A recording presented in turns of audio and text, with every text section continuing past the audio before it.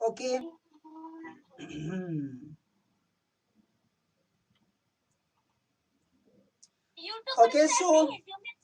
Okay, so we are now going to start a very interesting lesson here, electricity class 10। और हम सब जुड़ चुके हैं फिर से एक बार लाइव स्ट्रीमिंग में, और यहाँ से आज करने वाले हैं क्विज सेशन इलेक्ट्रिसिटी का। बहुत ही मजा आने वाला है सेशन, बहुत ही मजा आने वाला है। और भी जो अपने फ्रेंड्स हैं उनको शेयर कर दीजिए। थोड़ी सी टाइमिंग में लेट हुई है लेकिन कोई प्रॉब्लम नहीं, फिर से हम लोग ज्वाइन करेंगे। कुछ इलेक्ट्रिसिटी की प्रॉब्लम, कुछ नेट की प्रॉब्लम अक्सर आया करती है, and that is the common thing, ये हमेशा होते रहता है, ऐसा कोई प्रॉब्लम नहीं। नेक्स्ट क्वेश्चन की शुरुआत करेंगे यहाँ से, और जितनी जल्दी हो सके उतनी सेशन को हम लोग कंप्लीट करने का प्रयास करेंगे। फास्ट चलेंगे आज के सेशन में। और पहला क्वेश्चन आप सबके सामने में है कि which of the following is are good conductor of electricity. बहुत ही इजी क्वेश्चंस के सीरीज आपके सामने में लाया हुआ हूं आज। और इसके अलावे बहुत जल्दी जो है वो हम लोग इस सेशन को देखेंगे क्या है इसमें। आपके सामने 4 ऑप्शंस है और आपका समय शुरू होता है अब। ध्यान से दीजिएगा आंसर, बहुत ही समझदारी के साथ इसका आंसर दीजिएगा, बिल्कुल समझ बूझ करके आंसर दीजिएगा इसका, ठीक है। यहाँ पर मैं जूम पर और साथ ही साथ जो है वो यूट्यूब पर, हर जगह पर मैं कनेक्टेड हूँ फिलहाल में, और आप इसका आंसर दे सकते हैं। यहाँ से 4 ऑप्शंस आपके सामने में। आपने बोला था कि सर जो होगा अपना फॉर्मेट वो कुछ इस तरीके से बनाइए कि आपके कारण से ऑप्शंस न छिपे। तो ये है आपका जो फॉर्मेट है वो कुछ इस तरीके का कि इसके कारण से मेरे ऑप्शंस नहीं छिप रहे हैं। तो टाइम्स अप देख लेते हैं कौन कौन से लोगों ने आंसर दिया है। And who is on zoom, answer कीजिए आप सब, आंसर कीजिए। काजल, अनुराधा पांडे, रोशनी, वीपी एंड रेडमी, जो भी आप लोग हैं आंसर कीजिए। क्या होगा इसका आंसर चारों में से, क्या समझ पा रहे हैं आप लोग? Metal and mica, metal and mica is answering Kajal. Kajal answer करिए metal and mica. Is this right? और कोई है जो आंसर करेगा इसका? वही होगा, मेटल और mica. And Mohit Thakur is answer A. बहुत लोग आंसर इसका ए कर रहे हैं, ए कर रहे हैं बहुत लोग आंसर। देख लेते हैं इसका आंसर क्या होता है। सबसे पहले देखो एक बात आपको बताते हैं, मेटल एंड क्वार्टर्स। तो ये जो आपका मेटल होता है, माइका पहले क्या होता है, रबर पहले क्या होता है, ये क्वार्ट्ज क्या होता है, ये सब आप लोग जानोगे तब ना इसका आंसर दोगे। ये तो फिर तुक्का लगाने वाली बात हुई ना, कि कोई भी आंसर उठाओ और फटाक से बोल दो। तो तुक्का लगाने वाला काम नहीं करना है, थोड़ा बहुत चीजों के बारे में जानना भी है, ठीक है। तो क्या बोलते हैं इसको, कि जो आपका माइका है ना, देख लेते हैं इसको। यहां पर आपका जो आंसर होगा वो क्या होगा, आपका जो आंसर होगा वो होगा D, that is metal and quartz. अब ये जो होता है क्या होता है इसको देख लीजिए ध्यान से, कि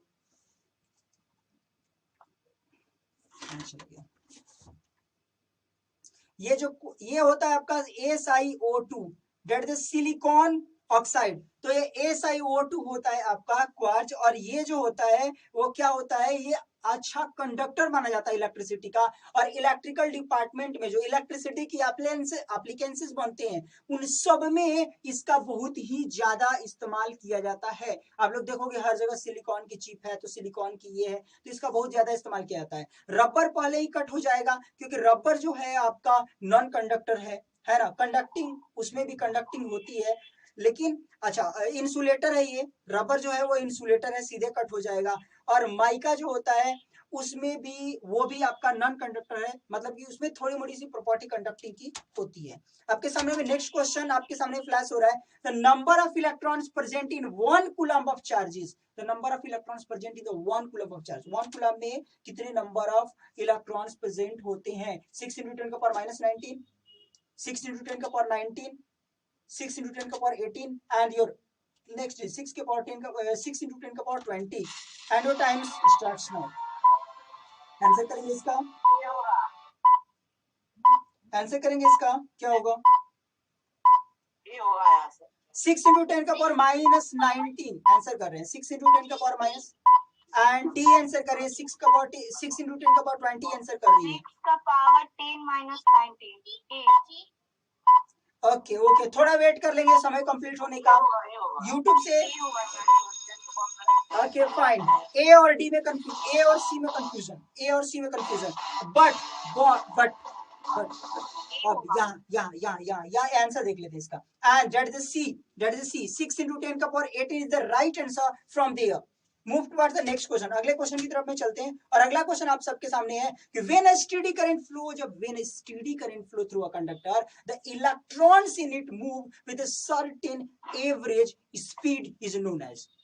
जब एक मान लो कंडक्टर कोई रखा हुआ है, उसमें स्टेडी करंट प्रेजेंट है, तो वो जो करंट होगा उसमें इलेक्ट्रॉन्स होंगे, उसके जो फ्लो है उसका स्पीड जो होता है उसे क्या बोलते हैं?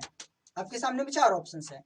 एक्सेलरेटेड स्पीड बोलते हैं, एवरेज वेलोसिटी बोलते हैं, कि रूट मीन स्क्वायर स्पीड बोलते हैं, या फिर डी आपके सामने में ड्रिफ्ट स्पीड बोलते हैं।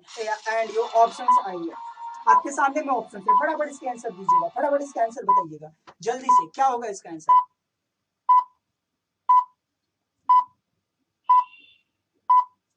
When a steady current flow through a conductor, accelerated speed होगा। एक्सेलरेटेड स्पीड, संस्कार बोल रहे हैं एक्सेलरेटेड स्पीड। चलिए देख लेते हैं क्या होता है। एक्सेलरेटेड स्पीड बोल रहे हैं संस्कार, एक्सेलरेटेड स्पीड, हाँ वही हो। रोशनी बोल रही है एक्सेलरेटेड स्पीड, और बाकी लोग का जवाब क्या है देख लेते हैं वो भी।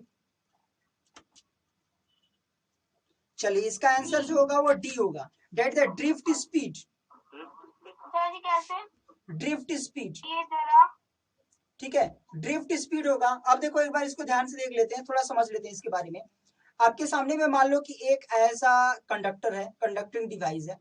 अब इस कंडक्टिंग डिवाइस के अंदर में, ये थोड़ा सा आप लोग नहीं इसको बताए हैं आप लोगों को, तो ये अगले सेशन में आपको मैं बताने वाला हूँ। जैसे मान लो कि मैं बोलता हूँ कि इसके अंदर में चार्ज पार्टिकल्स है, लेकिन इसमें मैंने कोई भी वायर कनेक्ट नहीं किया, कोई भी बैटरी कनेक्ट नहीं की, बल्कि हमने ऐसा किया कि इसको किसी चीज से रगड़ा। जैसे मान लो कि मैंने एक पेन लिया और पेन को अपने बालों से रगड़ा, तो रगड़ने के बाद इसके अंदर में क्या होगा, कोई चार्जेस एक्वायर हो जाएंगे, कोई चार्जेस एक्वायर हो जाएंगे। जो इलेक्ट्रॉन्स होगी वो मूवमेंट करेगी, मतलब ये इलेक्ट्रॉन इधर मूव कर रहा है, ये इलेक्ट्रॉन इधर मूव कर रहा है, ये इलेक्ट्रॉन इधर मूव कर रहा है, ये इलेक्ट्रॉन इधर मूव कर रहा है। ऐसा होता है, ऐसा होता है कि सारे इलेक्ट्रॉन्स इधर उधर मूव करते हैं, और सारे इलेक्ट्रॉन जब इधर उधर मूव करते हैं तो उस समय में क्या होता है, उस समय में क्या होता है कि इन सब का जो एवरेज स्पीड होता है उस हम लोग क्या बोलते हैं, ड्रिफ्ट स्पीड बोलते हैं। ठीक है, या ड्रिफ्ट वेलोसिटी बोलते हैं, ड्रिफ्ट स्पीड बोलो या ड्रिफ्ट वेलोसिटी बोलो, हम लोग बोलते हैं जब सारे के सारे जो इलेक्ट्रॉन्स के मूवमेंट का अगर हम लोग एवरेज निकाल दे तो। ठीक है, ऐसा करेंगे। आप सब म्यूट रखेंगे, सारे के सारे साउंड्स जो होंगे उनको म्यूट रखेंगे, और साथ ही साथ अगला क्वेश्चन आप सबके सामने है। अगला क्वेश्चन आप सबके सामने में देख लीजिए क्या बोल रहा है। The function of the rheostat in electric circuit, जो रिहोस्टेट होता है ना, वो उसका काम क्या होता है कि डिक्रीज कर देता है रेजिस्टेंस को सर्किट में, कि नॉन ऑफ दीज कुछ नहीं करता है, इंक्रीज कर देता है रेजिस्टेंस को, और डी आपके सामने में है कि चेंज कर देता है रेजिस्टेंस इन द सर्किट को। क्या होगा इसका आंसर? चलिए, तो मोहित ठाकुर ने इसका डी आंसर किया है। अच्छा नहीं, पिछले क्वेश्चन का आंसर था, सॉरी। तो आपके सामने में 4 ऑप्शंस है कि डिक्रीज हो जाएगा रेजिस्टेंस इन द सर्किट, कि नॉन ऑफ दीज होगा, कि इंक्रीज हो जाएगा रेजिस्टेंस सर्किट का, कि चेंज हो जाएगा पूरा का पूरा रेजिस्टेंस ही। क्वेश्चन को ठीक से समझिएगा तब जवाब दीजिएगा कि the function of the rheostat बोल रहा है इलेक्ट्रिक सर्किट में, उसका काम क्या होता है। ठीक है, चलेंगे आंसर की तरफ में मूव करेंगे, इसका देखेंगे आंसर क्या होगा।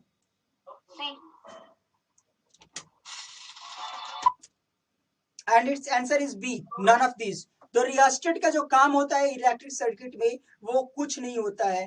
ठीक है, इलेक्ट्रिक सर्किट में इसका कोई भी उपयोग नहीं होता है, ये नन ऑफ दिस होगा, इसमें से कुछ नहीं करता है, ये इंक्रीज करता है ना डिक्रीज करता है, ना चेंज करता है किसी रेजिस्टेंस को। आपके सामने में नेक्स्ट क्वेश्चन है, और है कि इलेक्ट्रॉन, जस्ट 1 मिनट, आपके सामने में जो क्वेश्चन है उसको ध्यान से पढ़ लीजिए आप लोग। क्या बोल रहा है आपके सामने का जो क्वेश्चन है कि electron are consumed in an electric circuit, जब एक इलेक्ट्रॉन कंज्यूम करेगा इलेक्ट्रिक सर्किट में, तो इनमें चारों ऑप्शंस में से कौन सी स्टेटमेंट सही होगा। And your options are okay okay okay, ये कुछ इस प्रकार से आपका है कि electron are consumed in electric circuit, ये एक कोटेशन है और इस कोटेशन जो है ये गलत है कि थोड़ा थोड़ा सही है कि बिल्कुल सही है कि बिल्कुल गलत है, क्या होगा इसमें से? चार ऑप्शंस आपके सामने में है, देख लीजिए। चलेंगे इसका आंसर करेंगे जल्दी से। क्या होगा? जो इलेक्ट्रॉन्स जो होते हैं वो कंज्यूम्ड होते हैं इलेक्ट्रिक सर्किट में, आपको बताना है यस और नो। इलेक्ट्रॉन्स कंज्यूम्ड होते हैं इलेक्ट्रिक सर्किट में, सही बात है, फॉल्स है, गलत बात है, पार्शली ट्रू है कि पार्शली फॉल्स है?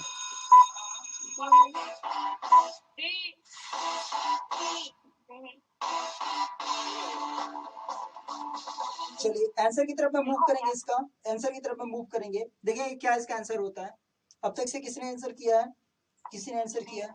क्या आंसर किया है? डी। आप सब आंसर कर रहे हैं क्या? यहाँ से सब लोग आंसर कर रहे हैं डी, यहाँ से देख लेते हैं। और बाकी को, मोहित ठाकुर ने यहाँ पर ए आंसर किया है, मोहित ठाकुर ने ए आंसर किया है, बाकी लोग यहाँ से डी आंसर कर रहे हैं। ओके देख लेते हैं क्या यहाँ पर होती है टक्कर, तो इसका आंसर हो जाएगा A. Exactly, very good. Mohit Thakur ने बिल्कुल सही जवाब दिया है कि इसका आंसर जो होगा वो ए होगा। इलेक्ट्रॉन्स जो होते हैं वो कंज्यूम्ड नहीं होते हैं इलेक्ट्रिक सर्किट के अंदर में, ठीक है, मतलब उनके द्वारा कंज्यूम नहीं किया, मतलब उनका उपयोग नहीं कर लिया जाता है। इलेक्ट्रॉन्स किसी की भी फिजिकल एंटिटी होती है, वो बिल्कुल कंज्यूम नहीं हो सकता है, ठीक है ना, वो एनर्जी को ट्रांसमिट कराता है और खुद कंज्यूम, ये नहीं होता है कि इलेक्ट्रॉन समाप्त हो जाएंगे, कंज्यूम हो जाना, समाप्त हो जाना, उसका उपयोग हो जाना पूरा, ऐसा बिल्कुल नहीं होता है, ये ट्रांसफर होते हैं, एनर्जी को कराते हैं। नेक्स्ट क्वेश्चन आप सबके सामने में है, देखिए इसको क्या बोल रहा है। विच of the following fuse should be used of an electric iron of the 1 kilowatt when operated at the 220 volt? Options आपके सामने में है, 1 ampere, 3 ampere, 7 ampere and 5 ampere. Which of the following fuse should be used for an electrical iron of the 1 kilowatt when operated at the 220 volt?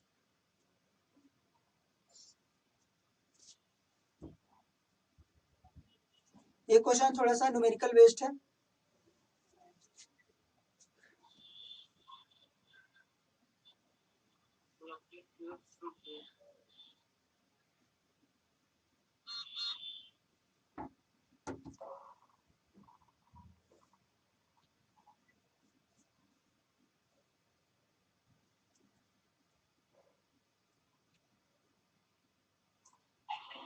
Three ampere आ रहा है इनका answer, 3 ampere आ रहा है इनका आंसर, ये बता रहे हैं कि 3 एम्पियर आंसर होगा इसका।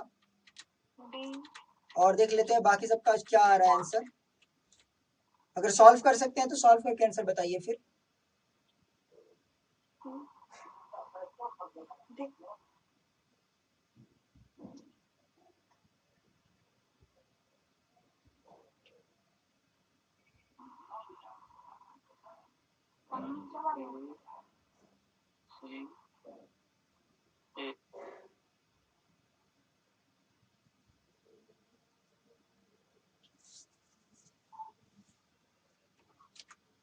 चलिए मूव करेंगे आंसर की तरफ, देखेंगे इसका आंसर क्या होगा। हाँ डी इसका आंसर हो रहा है। चलिए आगे बढ़ते हैं।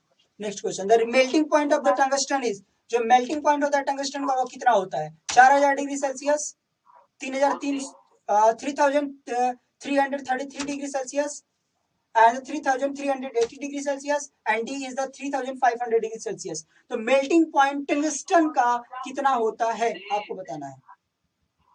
3380 degree Celsius. Okay okay okay, बड़ा फास्ट आंसर कर रहे हो। ये सारे फैक्ट्स लर्न करके रखे हो क्या आप सब, कि नेट पर सर्च कर ले हो जल्दी से? नहीं आचार्य जी। चले चले चले फटाफट फटाफट देख ले किसका। अरे भाई टाइमर तो बजाना ही भूल गया।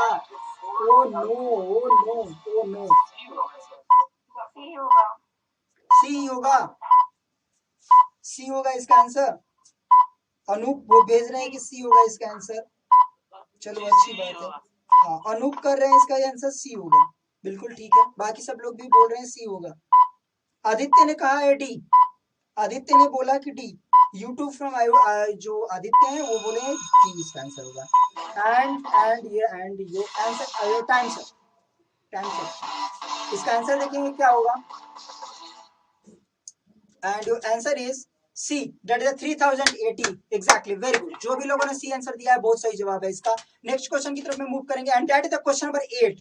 इन an electric circuit the direction of electric current is, direction of electric current बहुत इजी क्वेश्चन है आप सबके सामने में और आपने इसको कई बार सॉल्व किया है। इलेक्ट्रिकल सर्किट में डायरेक्शन ऑफ इलेक्ट्रिक करंट होती है वो क्या होती है?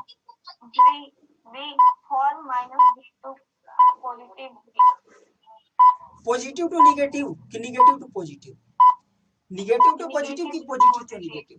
ए और बी, ए और बी, जस्ट आंसर ए और बी। ए और बी में से क्या होगा? ए, सबने आंसर किया ए। यहाँ से यूट्यूब के सेशन से सब लोग आंसर कर रहे हैं ए आंसर कर रहे हैं, ए आंसर कर रहे हैं। देखते हैं यहाँ पर आंसर क्या होता है। ओके फाइनली यहाँ पर देख लेते हैं। Yes exactly, A is the right answer, सही जवाब है। हमारा जो इलेक्ट्रॉन्स होते हैं वो कहां से कहां मूव करते हैं? जो इलेक्ट्रिकल सर्किट में जो डायरेक्शन ऑफ इलेक्ट्रिकल करंट होती है वो पॉजिटिव टू निगेटिव होती है। बात को समझिएगा, जो इलेक्ट्रॉन्स होते हैं वो मूव करते हैं निगेटिव टू पॉजिटिव की तरफ।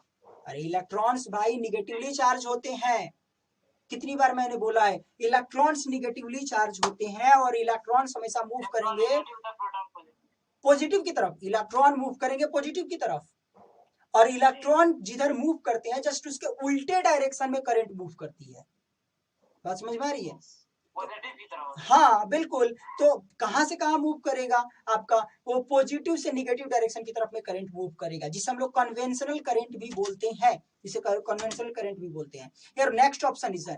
तो यहाँ पर एक क्वेश्चन आपके सामने है कि electrical appliances has the resistance of the 23 ohm when this electrical appliance is connected with a 230 volt supply line, the current passing through it will be, तो कितना करंट इससे पास होगा आपको बताना है। जल्दी से कॉपी पेन है तो निकालिए और इसे सॉल्व कीजिए और बताइए मुझे इसका जवाब क्या होगा और विद इन द 30 सेकंड। बहुत इजी क्वेश्चन है, बहुत इजी क्वेश्चन है, जल्दी से बना लीजिएगा, बनाइए इसे।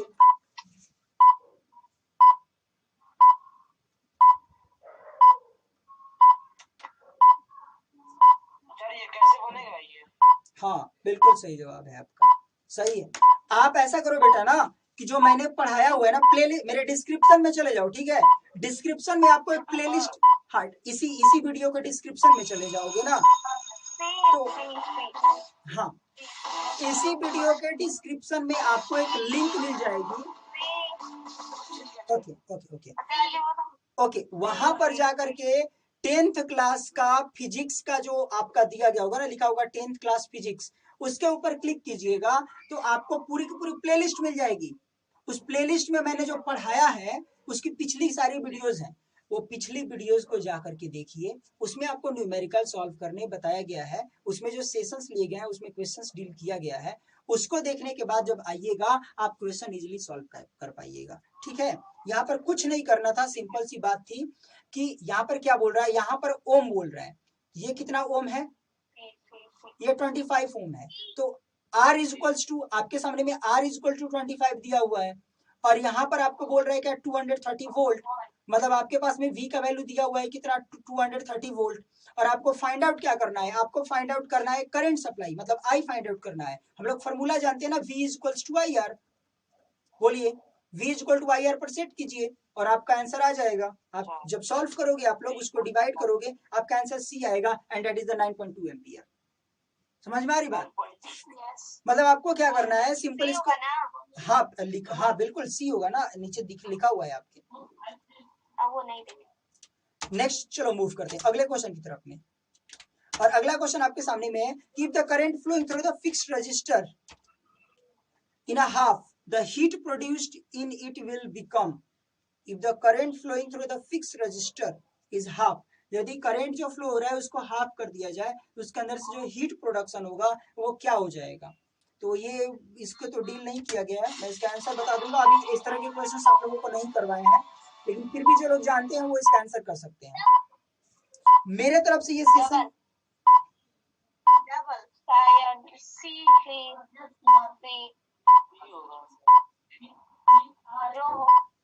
ओके ओके ठीक है ठीक है ठीक है ठीक है ठीक है, सॉरी, सी। बिल्कुल।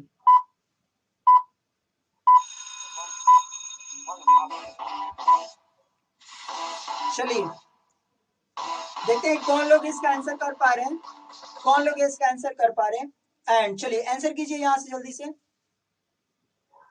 आंसर कीजिए क्या होगा इसमें से। अगर जो लोग जानते हैं वो लोग आंसर करेंगे, क्योंकि मैंने इसको टीच नहीं किया अब तक से, मेरा जो जो सेशन था उस सेशन में मैंने इस पार्ट को नहीं पढ़ाया है।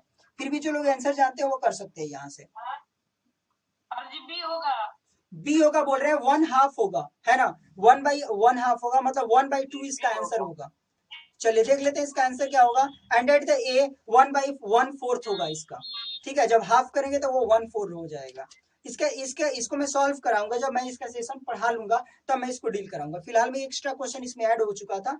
एंड चलो, what is the amount of the current flowing through the electrical press if the amount of charge passing through the conductor in a 10 minute is a 300 coulomb। Very easy question solve कराया गया है ऐसा question, बताइए इसका जवाब क्या होगा कि what is the amount of current flowing through the electrical press if the amount of charge passing through the conductor in a 10 minute is the 300 coulomb। सी।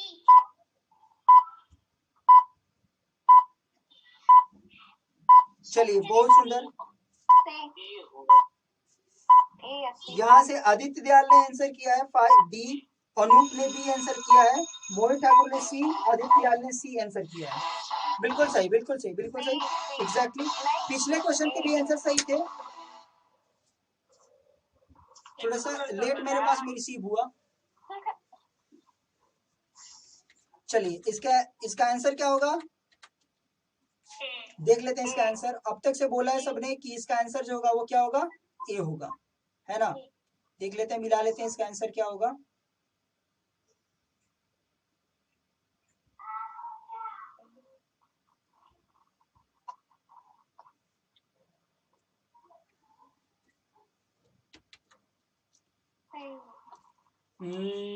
क्या बोल रहा है, 300 है, 5 मिनट में पास हो रहा है। चलिए देख लेते हैं इसका, सी, यस एग्जैक्टली राइट आंसर। चलिए अच्छी बात है। When a current I flows through the resistor R and the time t, the electrical energy spent is given by। तो जो यदि करंट आई फ्लो हो रहा है, रेजिस्टेंस आर है और टाइम टी है, तो उसके अंदर से जो इलेक्ट्रिकल करंट पास होगा उसका फॉर्मूला क्या होगा आपके सामने में है। आई आर टी फॉर्मूला होगा, I square R T formula होगा, R square R T formula होगा, या फिर I square R by T formula होगा। चारों में से कौन सा होगा।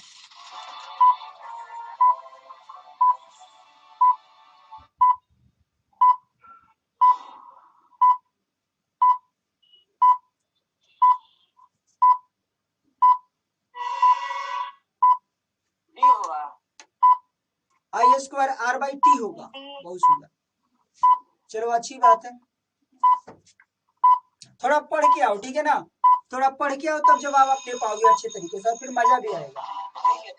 हाँ थोड़ा नॉलेज गेन करके आप लोग आइए।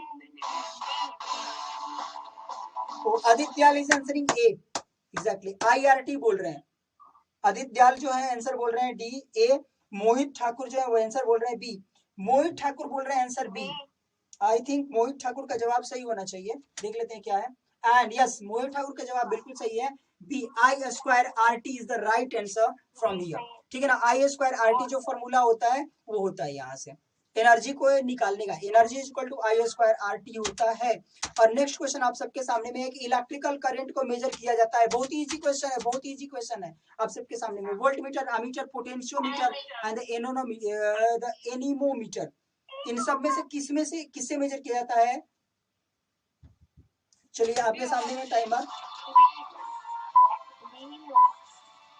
हो सकता है गलत हो जाए ना। ये एनीमोमीटर क्या है, इलेक्ट्रॉन को मेजर, इलेक्ट्रिक करंट को मेजर करने की बात बोल रहे हैं, थोड़ा सोचने वाली बात नहीं है क्या। प्रशांत सेठ ने आंसर किया है 20, नहीं पिछले वाले क्वेश्चन का बी आंसर किया, नहीं ठीक है ठीक है ठीक है, बी आंसर किया है। क्या हो गया, ये टाइमर मेरा क्यों हो गया।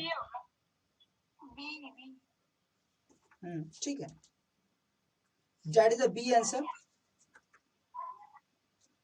चलते हैं अगले क्वेश्चन की तरफ में, और अगला क्वेश्चन आपके सामने है कि 25 joule of work done is moving a 5 coulomb across the 2 points A and B, what is the potential difference between the A and B.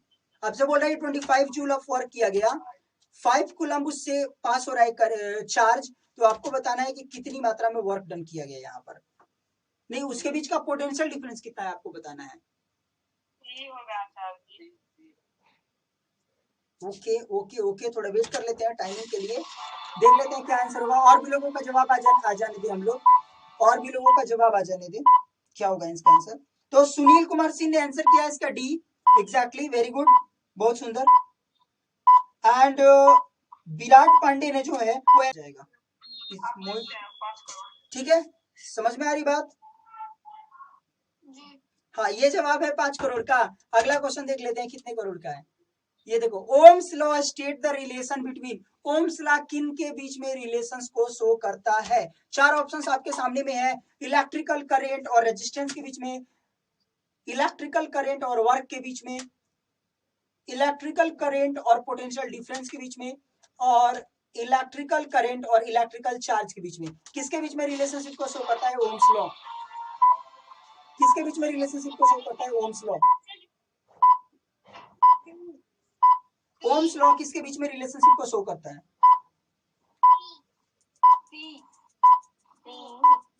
Electrical current और पोटेंशियल डिफरेंस के बीच में रिलेशन को शो करता है आपका ओम्स लॉ, सी। प्रशांत ने answer किया है सी, बीरता पांडे ने आंसर किया है सी, मोहित ठाकुर ने आंसर किया B, yes, and Gajendra Singh ने भी आंसर किया है सी। सब लोग आंसर कर रहे हैं इसका सी, सब लोग इसका आंसर कर रहे हैं सी, और ये टाइम भी यहाँ से आपका पूरा हो गया। देख लेते हैं किसके बीच में रिलेशनशिप। सबसे पहले ओम्स लॉ होता क्या है, anybody told me the Ohm's law, Ohm's law होता क्या है, जस्ट डिफाइन इट। जो लोग जुड़े हुए हैं बताओ जल्दी से, ओम्स लॉ क्या होता है, what do you mean by Ohm's law.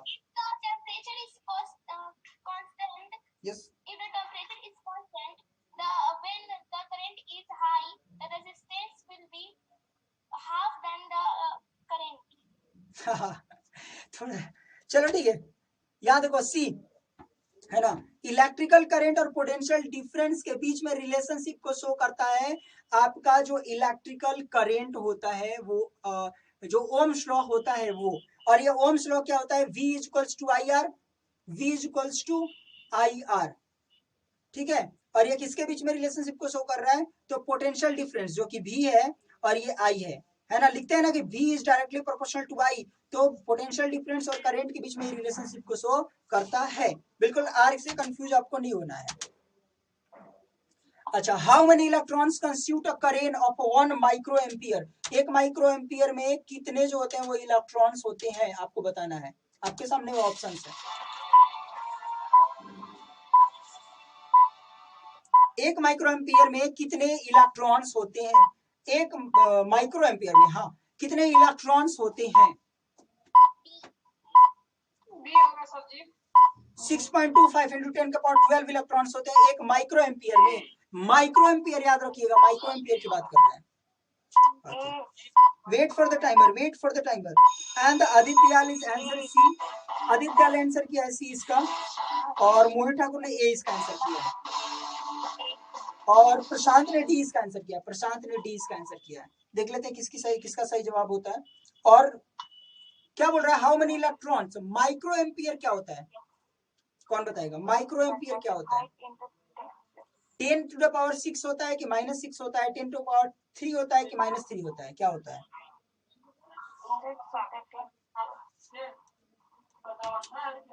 तो इसका आंसर होगा बी आपका 6.25 इंटू 10 का पावर 12। एंड एग्जैक्टली तो एक बच्चे ने सबसे ऊपर में आंसर बोला था पहले नंबर पर, क्या तो उनका नाम था, अनूप, हमको लगता है आंसर दिया था, उनका जवाब सही है बिल्कुल। नेक्स्ट जो है, the commonly used safety fuse wire is made of, the commonly used safety fuse wire is made of.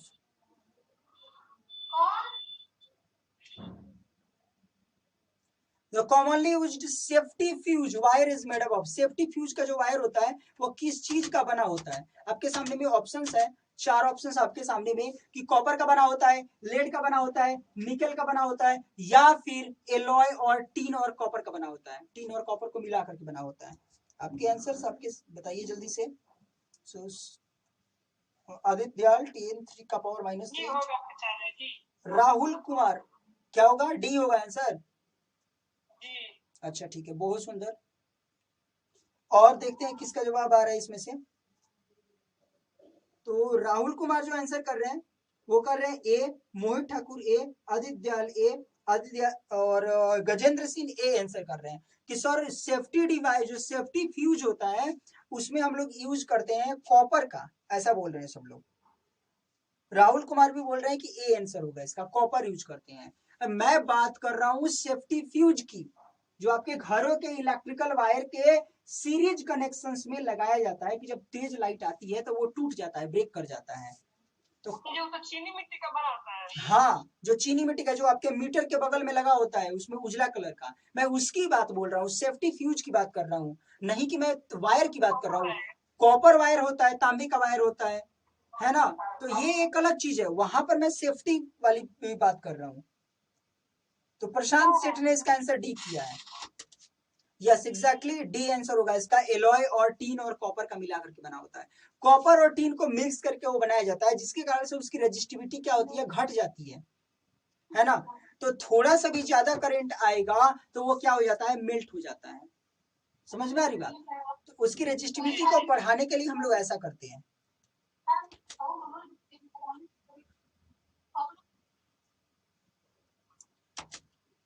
Next question की तरफ में मूव करेंगे और अगला क्वेश्चन आपके सामने में है कि the unit of resistivity, the unit of resistivity क्या होती है। आप सबके सामने में चारों ऑप्शंस है और ये टाइमर आपका शुरू हो गया कि यूनिट ऑफ रेजिस्टिविटी आपको बताना है कि क्या होगा। यूनिट ऑफ रेजिस्टिविटी ओम होता है, ओम मीटर होता है, ओम मीटर स्क्वायर होता है कि ओम पर मीटर होता है। चार ऑप्शंस आपके सामने में, देखते हैं ये कौन सा ही जवाब दे पाता है इसका।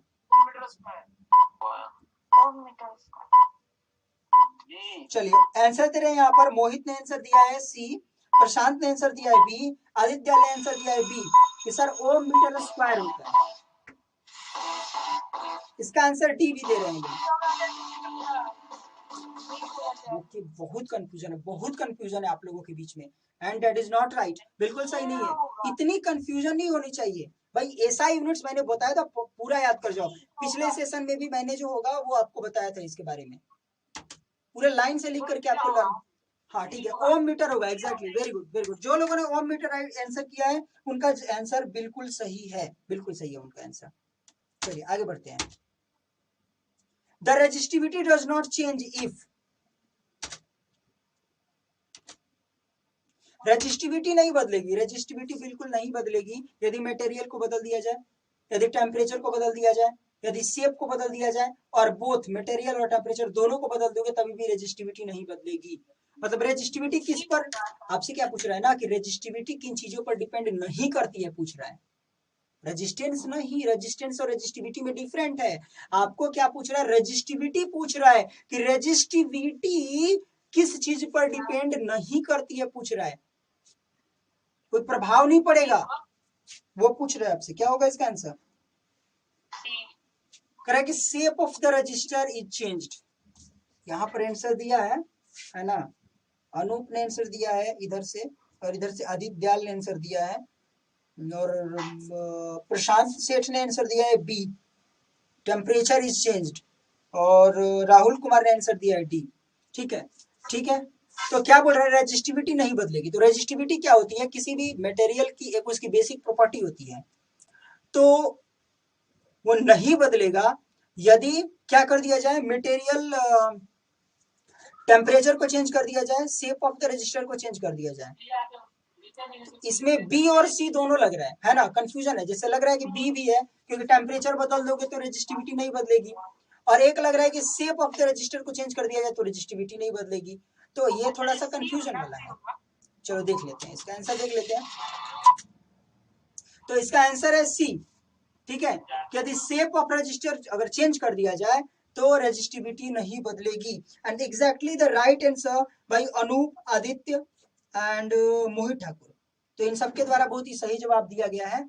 और नेक्स्ट क्वेश्चन की तरफ में मूव करेंगे, और आपके सामने जो नेक्स्ट क्वेश्चन है वो क्या है कि एक इलेक्ट्रिकल आयरन है, वो ड्रॉ कर रहा है करंट को 4 एम्पियर, और जब कनेक्ट किया जाता है 220 वोल्ट के मेन से, तो उसकी रेजिस्टेंस कितनी होगी। आपके सामने में ऑप्शन है, सॉल्व कीजिएगा जल्दी से। एक इलेक्ट्रिकल आयरन है, 4 एम्पियर का करंट उससे निकल रहा है और 220 वोल्ट है उसके पास में। बताओ उसको रेजिस्टेंस कितनी होगी। फॉर्मूला आपको पता है, जल्दी से यूज कीजिएगा और सॉल्व कीजिएगा, इसको आंसर बताइएगा। I am waiting for your answer. मैं आपके आंसर का वेट कर रहा हूँ। आपके सामने में ऑप्शन है सामने कि 1000 ओम होगा, 55 ओम होगा, 44 ओम होगा या फिर नॉन ऑफ दीज होगा। मैं चुप हो जाता हूँ, सॉल्व करो आप लोग फटाफट।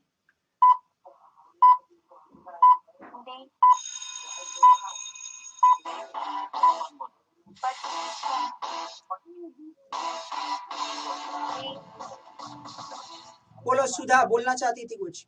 सुधा, are you want to answer it?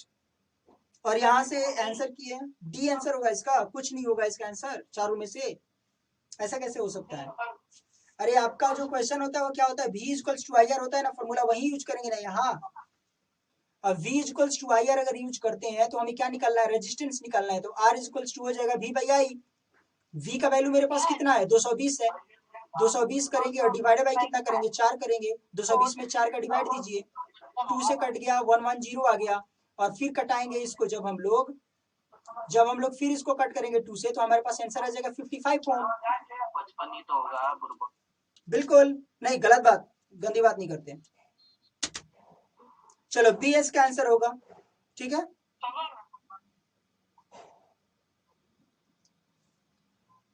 चलिए नेक्स्ट क्वेश्चन की तरफ में मूव करेंगे।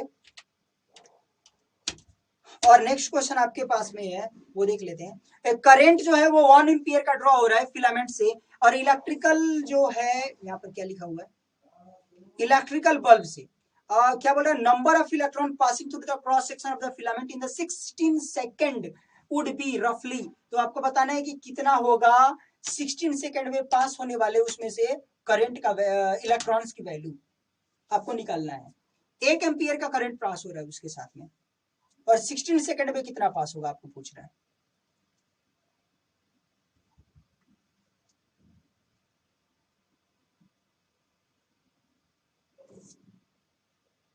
चलिए कितना होगा इसका आंसर। हाँ हाँ बिल्कुल बिल्कुल बिल्कुल बिल्कुल, टाइमर चालू कीजिए। चलो देखो देखो जल्दी से फटाफट, बज रहे टाइमर जी, बज रहे हैं, ठीक है, अच्छी बात है, समय से बजा कीजिए, है ना। चलो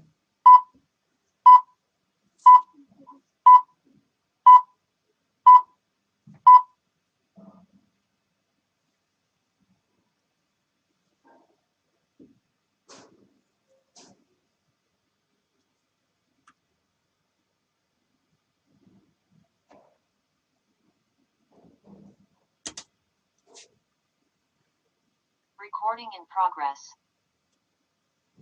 और इसका आंसर होगा ए। अगले क्वेश्चन की तरफ में मूव कर...